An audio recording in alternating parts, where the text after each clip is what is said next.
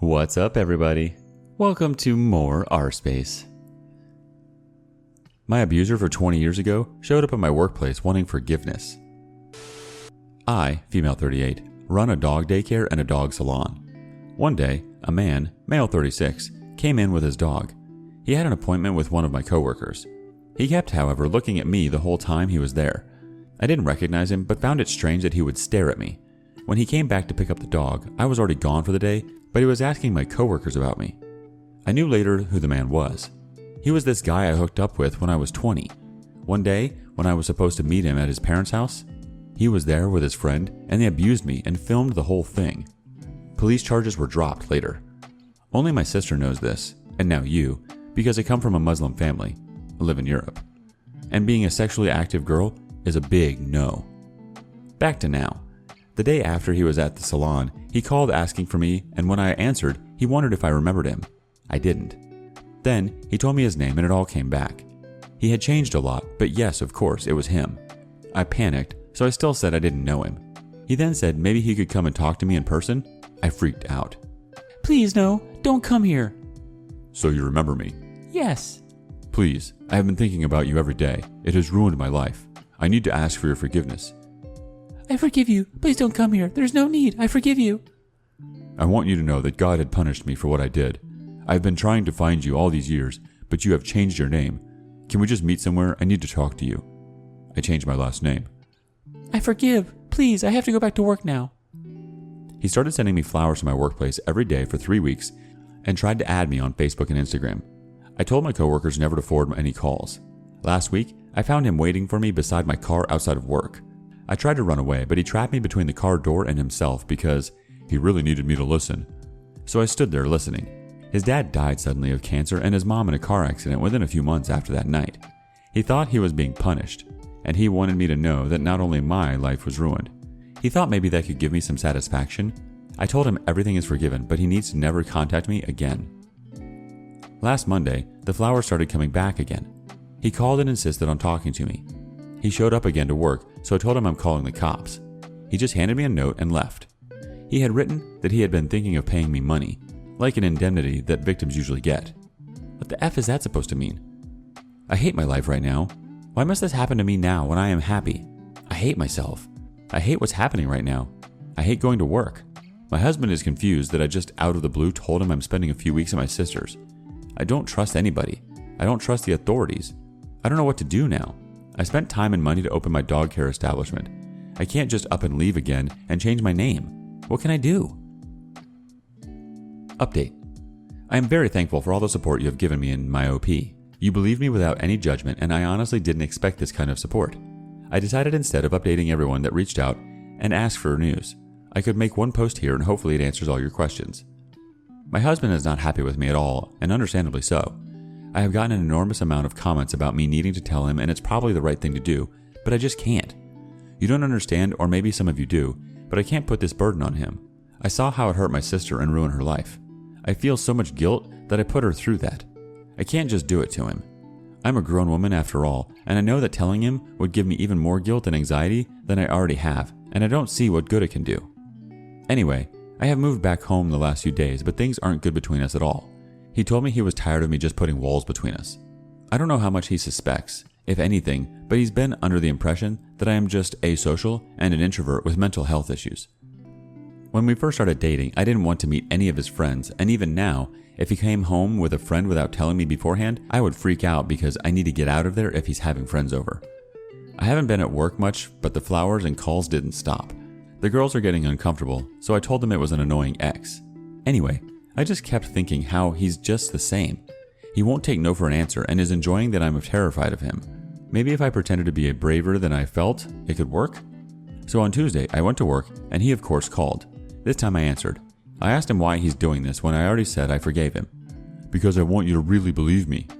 He said he wanted to meet and talk in person. I have so much to tell you. You can choose where, a public place so you don't have to be scared. I need you to hear me out and to forgive me. And he kept begging. We decided on a park in the city. So I went there yesterday. He was already there with a woman, his sister, 50-ish. He jumped up smiling big like he's meeting an old buddy and tried to hug me. What the F? I pushed him away and told him if he ever touched me again, I will scream. I told him I wanted to say something first before he spoke, and if he interrupted me, I will leave. So he sat back, and they both looked at me. I told him that for the last few weeks, he has been harassing me, trying to make me believe that he's a changed man, when in reality, he was the same horrible man who can't take no for an answer. You say that your life has been ruined. Let me tell you about mine. I have spent all of my 20s waking up every morning not knowing if I wanted to live another day or not. I lost all trust in people. I cut all my friends out and Googled my name every day, terrified of finding that video you threatened to spread if I told anybody what you and your friend did to me. The memory of you, who I loved and thought loved me, holding me still for your disgusting friend. He had some horrible skin condition to do what he wanted because no other girl wanted to have sex with him. It's still haunting me to this day. I left my dream education because I couldn't study, and I chose not to be a mother because I am too scared of this world to bring children to it, and didn't trust myself not to do something stupid and leave them without a mother. I need you to know that I am also a changed woman. I am not the scared girl anymore. You have already done the worst thing you could do. There's nothing you can do now that can be worse. I don't forgive you no matter how sorry you think you are, and I will never forgive you. So now you can go and do whatever the hell you want, because this time I will expose you to everyone you know and care about. I will show the video. I don't have it. To your children. He has 3. To their mother. To all your friends and the rest of your miserable family. To your boss and coworkers. I will post all over social media with your name and information and what you did to me. The same goes to you. To his sister. I will tell your husband and kids. I would leave me alone if you know what's good for you. If you send as much as a leaf, I'm going to do all of that. I am not scared of you or my parents or anybody anymore. You're talking to someone who has nothing to lose. So go find your redemption somewhere else. I kept my eyes on him because I didn't want him to know how afraid I actually was. He was crying almost the whole time and looked mostly down at his hands on the table. Whenever one of them tried to speak, I got up to leave. Anyway, I can't believe I could say all of this without stuttering. I stutter when agitated or feel anxious, but I have written everything down beforehand and rehearsed it maybe 100 times since I decided to face him.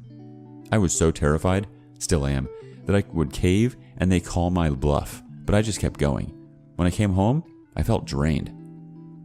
He's been silent for 2 days now. I hope this was the last I ever hear from him. I am starting to therapy again because I have stopped eating and sleeping again. I am also not going to be working for a few months. The daycare can still run without me, and I'm going to have to find someone to take my place. My home address and private number isn't listed, so I'm less worried about him turning up here. I don't know if I did the right thing, but I couldn't find another way out. Involving authorities didn't help me before, so it was never an option. I hope everything can go back to normal soon. Our first reaction comes from Book Devourer. That was very brave. Sometimes mutual destruction is the only threat that will get through. Be well. Loot the Hounds has the next thought. OP, there's one reason why you should tell your husband. So your abuser isn't the first one in his ear, controlling the narrative, from the past to the most recent confrontation. You can do it in a therapy session so it's as safe as possible a space for everyone. He'll need space and maybe a therapist too, but he's supposed to be your partner. You've come so far. You can do this. Next up, we have Epileptic Discos. OP, it's great what you accomplished, but if you don't tell your husband the truth, you are going to lose him. You don't have to be specific if you don't want to, but you can't have a relationship with such walls between you. Excel Pager 03 comes up next. OP, what you've done is amazing. Really, really amazing. There are 2 important things this post raises though. 1. You abandoned your husband for days and refused to tell him why. If I were him, I'd assume you were having an affair and have silently started the divorce proceedings. Especially if I found out that an ex has been calling your workspace and sending you flowers for weeks, dating back to when your off behavior started. You don't even have to tell your husband everything. Just sitting your husband down and telling him something horrible happened to you and you're going to therapy to work on how to tell him about it will be enough for your husband to know he's not in this marriage alone. That you're trying too, and he just needs to be patient. 2. This man hasn't gone anywhere and isn't sorry. He spent years tracking you down with the intention to re-abusing and traumatizing you. It's been 2 days. He's almost definitely still stalking you, or going to contact your husband. You need to go to the police to try and report the behavior so it's on record, and contact a lawyer or police to try and get a restraining order, something legal to protect yourself. If this behavior escalates and there's no record of you having taken any legal action, no one will believe you.